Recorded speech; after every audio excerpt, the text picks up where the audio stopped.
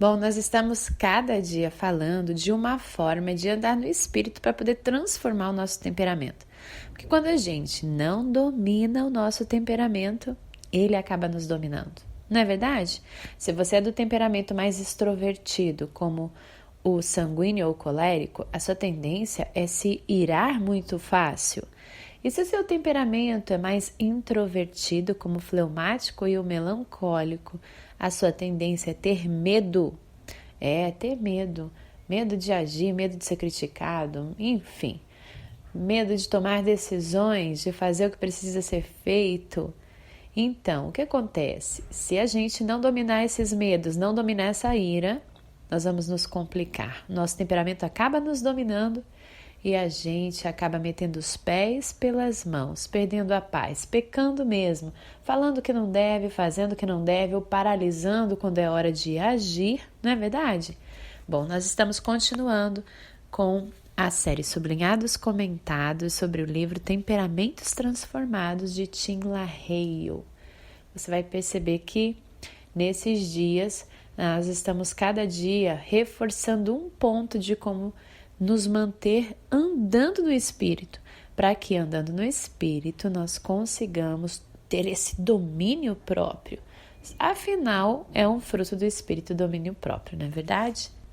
E você sabia que você pode extinguir o Espírito Santo através do medo e da preocupação? É verdade, gente. Se você anda muito preocupado, ansioso, ansiosa, cuidado, você pode extinguir o Espírito Santo, aí você não ouve a voz dele e não consegue ter domínio próprio.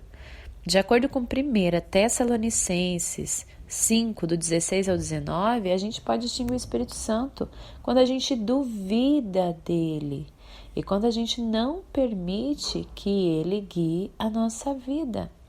Por exemplo, quando um de nós dizemos: olha, eu não sei como que Deus deixou isso acontecer comigo, olha a coisa horrível que está acontecendo, como que Deus permitiria isso? Talvez coisas terríveis estejam realmente acontecendo, eu não sei qual é o momento da sua vida agora, mas talvez uma tribulação muito forte, talvez alguma coisa, a sua área financeira está terrível e você tem perdido a paz. Talvez você perdeu um ente querido, alguém que amava muito. Talvez você não esteja profissionalmente feliz e todo dia está sendo um peso, um tédio lidar com isso. Ou talvez você tenha alguém que você ama muito, que você está abrigado e você sabe que isso tem deixado teu coração entristecido, tem, na verdade, deixado você irado, com raiva, se sentindo injustiçado. E acaba sendo difícil para você perdoar, né? Ou acaba isso interferindo na sua decisão de perdoar. Enfim, eu não sei qual é o momento que você passa agora. E se você não está passando por tudo isso, você já passou. Ou em algum momento vai passar, porque Jesus disse que nós teríamos aflições. E se você está passando por isso, o que acontece? Eu vou te explicar de acordo com o que está falando aqui. Nesse livro eu achei bem interessante trazer isso à consciência. Olha, traz a consciência. O que está te perturbando? O que está tirando a sua paz nesse momento? Que faz você falar, eu não consigo entender como que Deus deixa isso acontecer. No momento que você faz que você tem essa comunicação, essa expressão, imediatamente você está apagando o Espírito Santo. Você está expulsando, extinguindo ele de você. É como se você não acreditasse que ele sim pode estar, que ele sim mora dentro de você, que você tem o recurso dele. É como se você duvidasse da palavra de Deus que diz que todas as coisas concorrem para o bem dos que amam a Deus. É como se você deixasse toda a verdade da palavra para acreditar apenas na circunstância negativa, na aflição. Sabendo que haveria aflições no mundo, por que você vai olhar com a ótica de que, puxa, essa aflição é o meu fim, essa aflição acaba comigo, essa aflição destrói os meus dias? Não! Se você crê na palavra de Deus, você vai olhar para essa aflição e vai falar: essa aflição está concorrendo, está contribuindo para o meu bem, porque eu amo a Deus E eu sou chamado segundo o seu propósito, que é o que diz a palavra. Então tudo vai concorrer para o bem, porque o Senhor tem um propósito. E às vezes o propósito é justamente ensinar a perdoar mais fácil.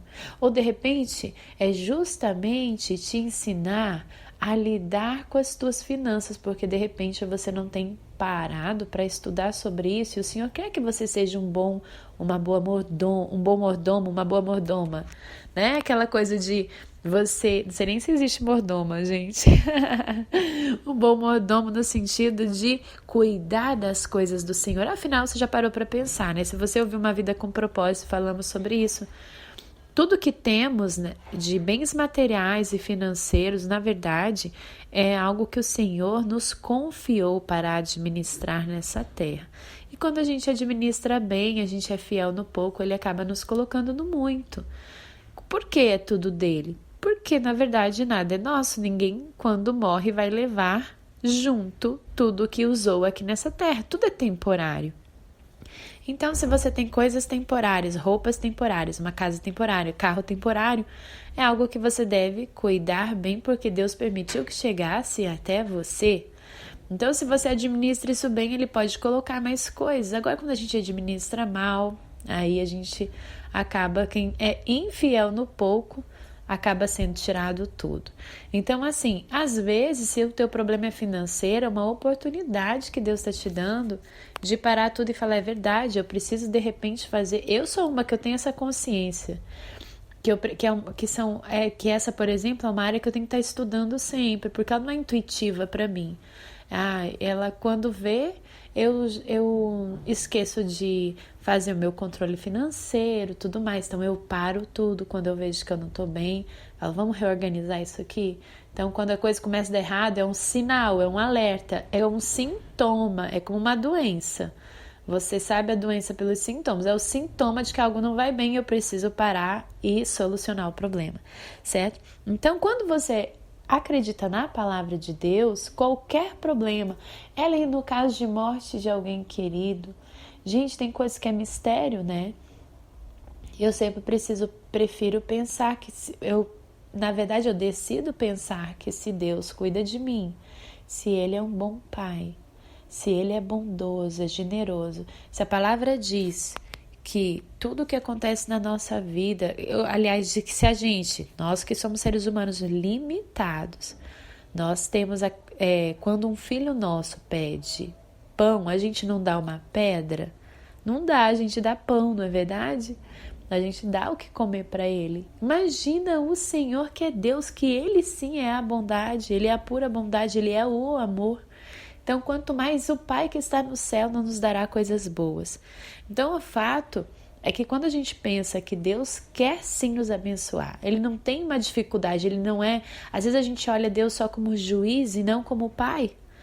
Começamos já, o Pai Nosso mesmo já diz, primeiro na oração do Pai Nosso que Jesus nos ensinou, lá em Mateus 6 você pode ver sobre isso, Ele vai estar falando, Pai Nosso que estás no céu, Ele primeiro reconhece Deus como Pai, Ele primeiro fala, santificado seja o teu nome, ou seja, Ele santifica o nome do Senhor, Ele declara a santidade, venha a nós o teu reino, Ele clama pelo reino, para que venha a nós o teu reino e seja feita a tua vontade. Depois Ele já vai falar do pão. Antes do perdão, Ele pede o pão. Às vezes a gente vai diante de Deus primeiro pedindo perdão, né? E é muito interessante que eu estava aqui na conferência Destino, em São Paulo, a conferência do pastor Tiago Bruneta, sensacional. E recebemos essa ministração do pastor Cash Luna, que falou sobre isso, que justamente nós não percebemos que primeiro nós temos que ver Deus como Pai. Jesus nos ensinou que às vezes nas igrejas a gente aprende que primeiro vejo Deus como juiz, já chegando pedindo perdão, perdão, perdão. Não que esteja errado você pedir perdão, mas a grande sacada aqui é que Jesus primeiro ensinou a gente a reconhecer a Deus como Pai. Ensinou a gente a pedir o pão e depois Ele fala, perdoa os nossos pecados. Ou seja, às vezes a gente olha Deus como um justo juiz antes de olhar Deus como um pai. Um pai amoroso que vai dar o pão. Enquanto ele dá o pão, a gente vai resolvendo as pendências, vai perdoando os pecados, não é verdade? Então, assim como você que está me ouvindo, se você é pai ou mãe, você deve saber o quanto que você vai atender as necessidades do seu filho. Deus tem interesse em atender às suas necessidades antes de te julgar. Ele tem interesse em te amar e mostrar que ele é primeiro pai. Jesus, na 99% de todo o evangelho, ele só chama Deus como pai.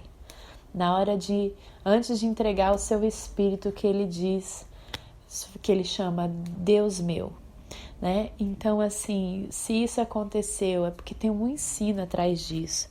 Veja o Senhor como seu pai. E é um pai que cuida. Então, o pai às vezes permite que você caia para você aprender a se levantar. Deus às vezes leva alguém da nossa vida, alguém que a gente ama, para poder que essa pessoa tenha salvação ou que algo lá na frente não complique ainda mais. A gente pode não entender o que se passa, né? Às vezes você está passando em algum momento difícil no seu trabalho ou com alguém, pergunte-se o que Deus quer me ensinar através disso, para que eu passe por essa prova e eu possa assim receber a coroa da vida que fala lá em Tiago. Lembre-se, se em seu íntimo você murmura ou você se queixa, você já extinguiu o Espírito Santo. Você passa a agir na carne e não mais no Espírito.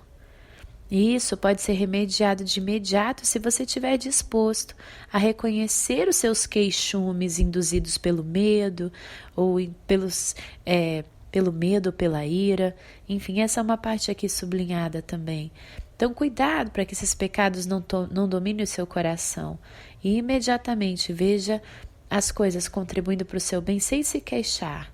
Dê graças. Com certa frequência, as pessoas sempre vão estar falando, tem gente que vai estar dizendo, olha, eu já tentei, mas eu não tive resultado. Mas, na verdade, elas querem escapar das dificuldades, confessando as suas queixas, mas não aceitam o problema e agradecem a Deus. Você precisa olhar esse problema e falar, tá bom, Deus, eu aceito que eu tenho que passar por isso. Eu agradeço, Senhor, por essa circunstância. Me ensina a aprender o que eu preciso aprender aqui. Abre os meus olhos, abre os meus ouvidos para ouvir a tua voz, do que eu preciso aprender, a tua direção, o como eu preciso passar por isso para me fortalecer. Queridos, Deus não tem interesse em mudar as circunstâncias. Ele tem interesse em transformar-nos. Deus quer transformar a mim, transformar você através de tudo que temos passado. Não é vantagem nenhuma viver sem preocupação quando não há nada com que se preocupar. A vitória, na verdade, ela é encarar um problema que, em geral, nos causaria grande preocupação, só que sem fraquejar.